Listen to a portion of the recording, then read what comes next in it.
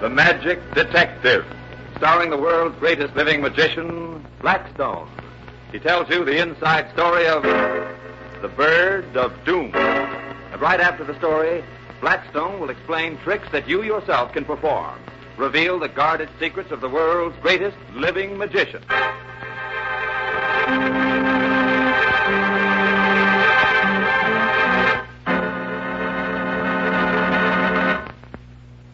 And now, stand by for Blackstone, the Magic Detective. Alan, have you seen our new bird? Why, no, Rhoda. Oh, a canary. Does it sing? Well, of course it does. Who'd want a canary that didn't sing? There.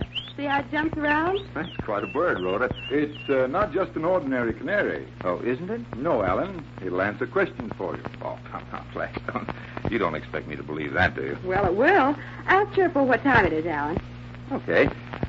What time is it, Chirpo? That's the hour, 3 o'clock. And now...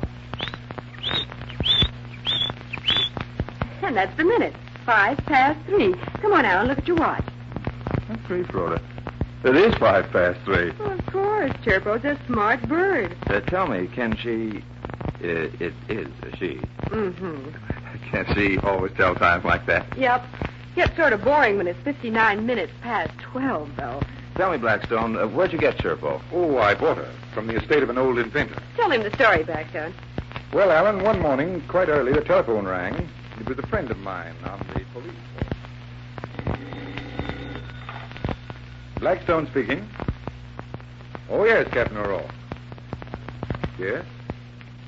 Dead, you say? A locked room, Yes, Rhoda and I will be right out. Yes, I understand. Yes, of course. Goodbye, Captain. Rhoda and I'll be right out where? Somebody dead, a locked room. Well, that's what I like about working for you, Blackstone. It's always so calm. Old Mr. Valden is dead. Oh, he is he? Well, who's Mr. Valden? He was an inventor who lived at a boarding house a little ways out of town. He was found dead this morning by his friend, Mark Sanderson. Did you know him? No. Well, I don't want to seem unsympathetic, but what's all this got to do with us? Mr. Valden was murdered. What do you mean? The police verdict is death by suffocation. But no one could have gotten into the room to hold a pillow over the poor man's nose. The room had to be broken into this morning. Well, if the room was locked, maybe it was airtight, too. Maybe he just suffocated because of lack of air, and it isn't murder at all. Maybe. You don't sound convinced. I'm not. There's a canary in that room, very much alive. And you know as well as I do that the canary would have died before Valden did if it had been suffocation through natural causes. Then the only answer is that someone managed to sneak into the room, hold a pillow over Valden's head until he died, and then sneak out again. Leaving the doors and windows bolted from the inside. Oh, I can see why they called a magician in on this case. Get your hat, Rhoda. We're going out there.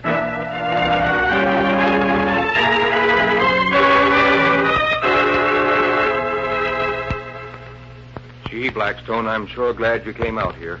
We got to find out what killed the poor old geezer. You're a friend of his? Just about the only one he had, poor old goat. He was a smart old guy, Valden was, but he'd had bad breaks. Didn't have a dime. He was an inventor, wasn't he? Yeah, that's what he called himself. But the old gink hadn't invented nothing worthwhile for a good long spell. I just looked after him because he was such a kind old bird. Well, this is his room. Or was, I guess I should say. Oh, look at the canary. I bet nobody's remembered to feed it all day. Here's some seed, miss. Valden always fed it caraway seeds, and I got in the habit of carrying some around in my pocket. Here, you give 'em to Chirpo. Just knock on the bars of the cage, and he'll eat it. Oh, he was hungry. Look how he's gobbling the seed. You, finding out anything, Mr. Blackstone? No, nothing yet. You know, them coppers said he died from suffocation, but I don't think so. Well, what do you think happened to him, then? Well, he was an old geezer, like I said before. He didn't have nothing to live for. All his folks was dead. The way I figure, he just plain got tired of living and give up. Suicide? Oh, no, nothing like that.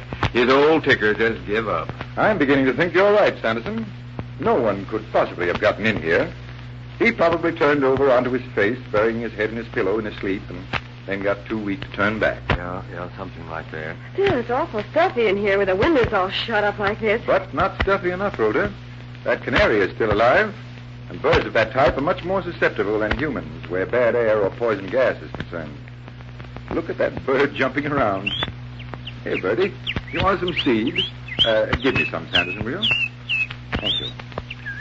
You have to rap on the bars of the cage back so no Turbo won't eat. Oh, all right. Oh, there, that's right. Eat it all up. Well, that bird is starving. I gave it some seed just a few minutes ago, and it ate every bit, and now it's eating all the seed that you just gave him. I guess maybe the old geezer forgot to feed her last night. Oh, looks like it. Well, I guess we'd better be going. You come along with us, Sanderson. Me? Why? We're going to pay a little visit to the police. But before we do that, tell me, why did you murder Valden? Blackstone! Why did you murder Valden, Sanderson? You're crazy. I didn't do it. That bird's still alive. You saw it eat the seed yourself. Not seeds, Sanderson. Iron shavings. That is a mechanical canary. Oh, Blackstone, that's a real canary. No, a real canary would have been dead. Would you... Oh, watch out. He's got a gun. Can't get me alive. I got you covered, Blackstone. Drop that gun, Sanderson. I've got the goods on you. And I got a gun on you. Stand where you are. Don't move, Blackstone. He's not fooling. All right, come out of the closet. Get him. Watch out!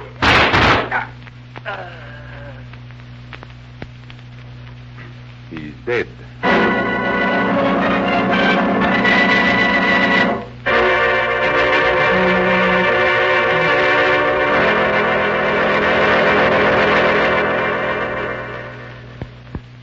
But, Blackstone, tell me. Mechanical. Fooled me when I... It had to be a mechanical bird. No live bird could have lived in a room in which a man died by suffocation. And there was no other way he could have died. No one could have entered or left that room. But if no one could have entered or left, how did Sanderson get in to suffocate him? He didn't. It was all arranged beforehand. Sanderson had left a lot of dry ice in an open suitcase under Valden's bed. The ice used up all the oxygen in the room during the night and left no trace. But why did Sanderson kill his friend? For the bird. For a toy bird? That bird is no toy, Alan. I've seen other birds somewhat like it, but never anything as remarkable as Chirpo. You see, Chirpo was Valden's invention. And Chirpo is worth several $1,000s. One more thing. Sanderson gave you bird seed. Where did you get the shavings? They were in my pocket. I substituted them for the seed by sleight of hand. And so, another mystery was solved by magic. Right, Alan. And I see a new trick coming up. This time with a pack of cigarettes. You're right. Only this is something more than just a trick, Alan. Notice how I'm holding this pack? Why, you're holding it upright, and it's resting on the fingers of your left hand. Yes, and your hand is palm upward, so your fingers can hold the cigarette pack comfortably. Good. Now that everything is perfectly understood, watch what happens. We're watching. Holding the cigarette pack in my left hand, I place my right above it. With my right hand, I make hypnotic passes. And what's supposed to happen? Wait a minute. Let's watch, Rhoda, and maybe we'll see. And in response to such hypnotic persuasion, a cigarette will magically rise. Alan, look. A cigarette is rising from that pack. It certainly is, Rhoda. But I'll bet it isn't hypnotism that's bringing it up. Then what is bringing it up? Well, I don't know. And still the cigarette keeps rising from the pack. Slowly, steadily, majestically. It can't be magnetism. It can't be a string. It can't be... It's magic, Rhoda. Just magic. That cigarette has risen to almost its full length. And now, at my silent command, it stops. With the fingers of my right hand, I take the cigarette and pass it for your inspection. And what about the pack? Can we examine that, too? Certainly, Rhoda. Here it is, with the rest of the cigarettes that it contains. Examine everything. Well, certainly nothing wrong with a cigarette. And the pack is perfectly ordinary. Say, what did make that cigarette rise? I told you, Rhoda. Magic. And if you can't figure out a better answer, I'll be back in a few minutes to tell you more.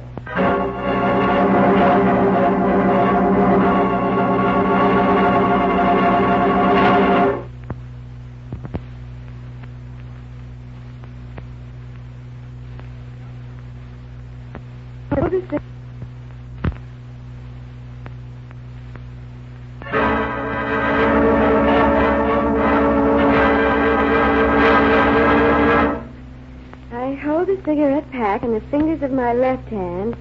I make hypnotic passes with my right. And the cigarette should rise, shouldn't it, Rhoda? Only it doesn't. Why not? Because you can't make a cigarette rise from inside a pack like that. But you did, Blackstone. You only thought I did, Alan. The cigarette was never in the pack.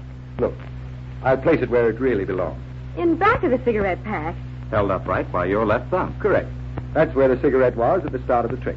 Only you couldn't see it from in front. But how did you make it rise? By simply pushing it up with my thumb slowly, steadily, like this. By coming up behind the pack. Exactly. Now I'll turn the front of the pack toward you and tell me what you see. Why, the cigarette appears to be rising right out of the pack itself. And we can't see your thumb because it's hidden behind the pack. That's the answer to the trick. It looks like magic when you watch it from the right place. Oh, I'll say it looks like magic. Give me that pack. I'm going to try it. Now, first I take a cigarette.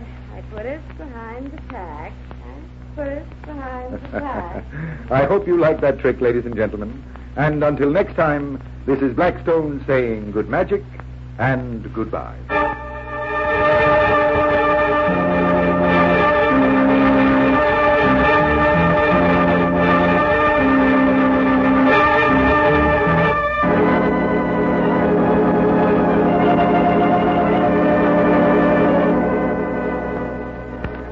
Be with us next time when the world's greatest living magician, Blackstone, tells us the story of the Phantom Detective and explains more tricks that you yourself can perform. Listen in again to Blackstone, the world's greatest living magician.